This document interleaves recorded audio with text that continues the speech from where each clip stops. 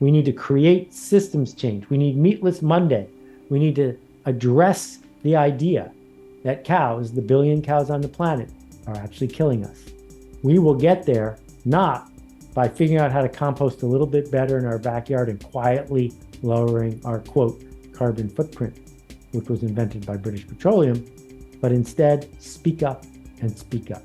Speak up to ban leaf blowers. Speak up to make it so that the systems around us reflect the reality of the mess we've made, because we've been using something and we haven't priced it fairly.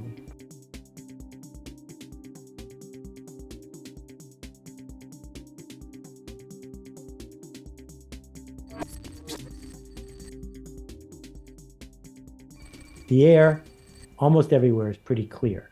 On the screen in front of you are 10,000 dots, 100 by 100, 10,000 dots.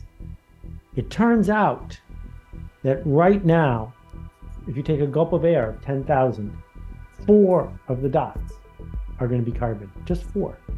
When I was young, it was 3. And when it gets to 5, Earth as we know it will be fundamentally changed forever.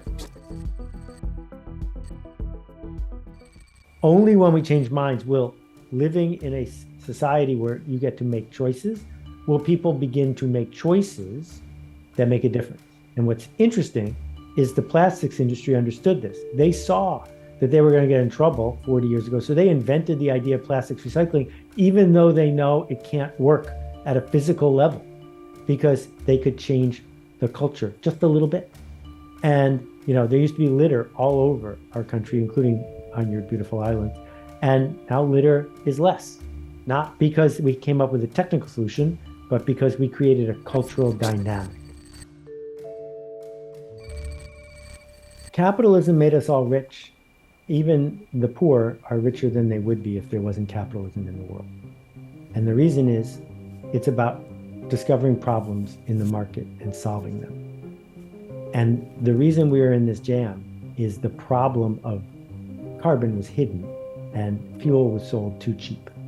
Once we adjust the price of fuel correctly to build into the price of fuel what it costs all of us, the smart thing to do will not be to drive a Toyota Tacoma. People who drive them now think they're smart. They think they're smart because it fits in with the social group they want to be in. It gives them status and affiliation. It gives them utility. But when gas costs what it's supposed to cost, every single time they fill up, they're going to feel stupid. And people will make new decisions based on new information. Many, many countries are discovering that when you price carbon fairly, you're not using it to tax people, you're using it to simply have the market reflect what carbon costs, it makes a change happen. I expect that idea to spread. Just a couple big countries start doing it, every country is going to have to do it. Halloween is the holiday of cheap candy. And people often don't feel bad about buying cheap candy because you're going to have kids coming to your door. But the thing about cheap candy is it comes from cacao that's grown in Ghana and the Ivory Coast. And because the big companies that make cheap candy care so much about price, the farmers who grow that cacao make on average $3 a day. It's estimated that 30,000 people in that industry are slaves, and that there are lots of kids who grow the cacao. Now, that makes us feel bad, and we look at that and we say, all right, I'm not going to buy a Three Musketeers bar, which would help a little.